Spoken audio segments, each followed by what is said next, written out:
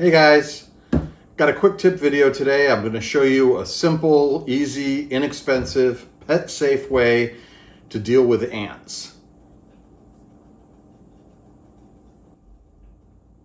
It's that time of the year for us. We've got sugar ants that are starting to wake up from the winter, and depending on where you live, ants are everywhere in the world, and if they can get into your house, they'll find a way. For us, they come in through our basement somehow, and they end up anywhere in the house. So what I'm going to do is I'm just going to show you a really quick, inexpensive way to take care of ants of any kind. All we're going to use is, I'm going to use this cat food can, but a small can. It can be a tuna can, it can be a cat food can, it can be any container, and it doesn't have to be metal. You can use a plastic container, any container that has a lid on it, preferably, and that way your pets can't get into it. What I'm going to use is a cat food can and one of these plastic lids that are used to seal cans, and we use these for our cat food, but you can use them to make cowboy candles or Boy Scout candles. We always put a lid on those. That way, if it's a hot day, the wax doesn't melt into our bags. If you want to see how we make those, go ahead and just comment below and I'll show you how we make our Boy Scout candles. But you can use these to cover cans for anything. We buy these at, I think, the dollar store, but you can pick them up at Walmart, the dollar store, Target. Everybody sells these. You can get them on Amazon. They're very inexpensive and they come in super handy. They cover a variety of can sizes as well. So this is going to be our ant trap. And the only tools you're going to need, I'm going to use this church key or a can opener. Take your can and just pop a hole in the can and pop another hole in the can. And I'm just going to make a pattern around the can. It doesn't have to be super accurate. I'm going to do 8 holes around the can, then I'll show you what that looks like. That simple. Okay. Now these are going to be pointy on the inside. This is disposable, and I'm going to throw this away when we're done. But you want to make sure not to cut yourself on these little tabs that are now on the inside. But this is basically our ant trap, okay? And then to bait the trap, all we're going to use is a teaspoon of borax and a tablespoon of sugar, and then about a teaspoon of warm water. Put that in here, stir it up. The ants are attracted by the sugar. They're killed by the borax, and it's in a liquidy form. Now, from what I understand with ants, if you bait it with a very dry bait, in other words, you don't add the water to it and you just mix the sugar and the borax, the ants will take the sugar, it'll have borax on it, they'll bring it back to the hive, they'll feed that to the queen, the rest of the nest will feed on it, and they'll over time die. If it's a wet trap or a wet bait, because we're adding water to it, the ants will actually consume it and then bring it back to the nest, if they can make it back to the nest.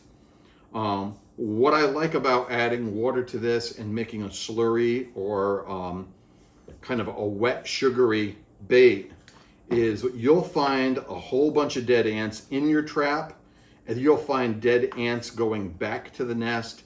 And the ones that do make it back to the nest are going to kill the rest of the nest. For us, usually within 1 or 2 days, the ants are gone. You may have to do some vacuuming and suck up some dead ants, but it gets them out of the house. Typically, they don't come back, and if they do come back, this trap is going to have enough bait in it that you can leave it out for the season. At the end of the season, just chuck it. Now, if you want to make something more permanent, like I said, you can use a plastic container, a nicer can, or you can use a can like this, drill holes in it, so it's not so sharp and dangerous on the inside. And at the end of your use, it's just sugar and borax. And because borax is just a detergent, you can just rinse this out, clean it, put the cover on it, and put it away for the next year or for the next time you need to use it, and you can use it again. For me, these cans are going into our recycling anyway. I'm just going to use it, kill the ants, and then throw it in the garbage and be done with it. Or throw the ants in the garbage and recycle the can, however you want to handle that. But the reason I put the lid on, like I said, is that for us makes it pet safe. We're not using toxic chemicals here, but you don't want your pets eating detergent either.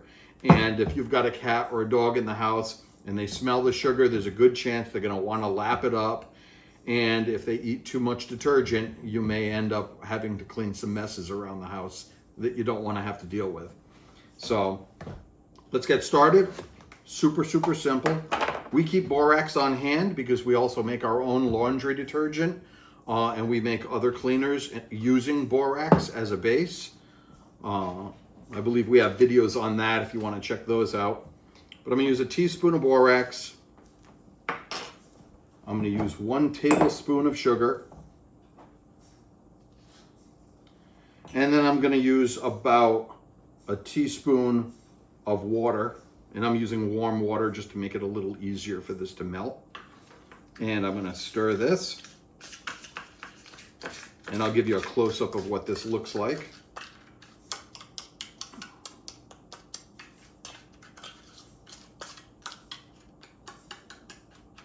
Okay, and then once this is all stirred up, I'm just going to pop the cover on it and put this wherever it looks like the ants are. If you know where they're coming into the house, that's where you want to get them. But if you're not sure where they're coming in from, wherever you see the ants, just put this out. The ants will find their way to this. They'll smell the sugar, they'll climb into one of these holes, and they're either going to overconsume the bait and it'll kill them, and you could see the dead ones right in the can, or they're going to grab just enough to bring back to the nest. They're either going to die on the way back to the nest, or they're going to bring it back to the nest and they'll end up taking out the whole colony. And like I said, within 2 days, you're probably going to see a bunch of dead ants, and you'll find dead ants inside of the container. But anyway, that's our quick tip on how we deal with ants. Give it a shot. Super quick, super easy.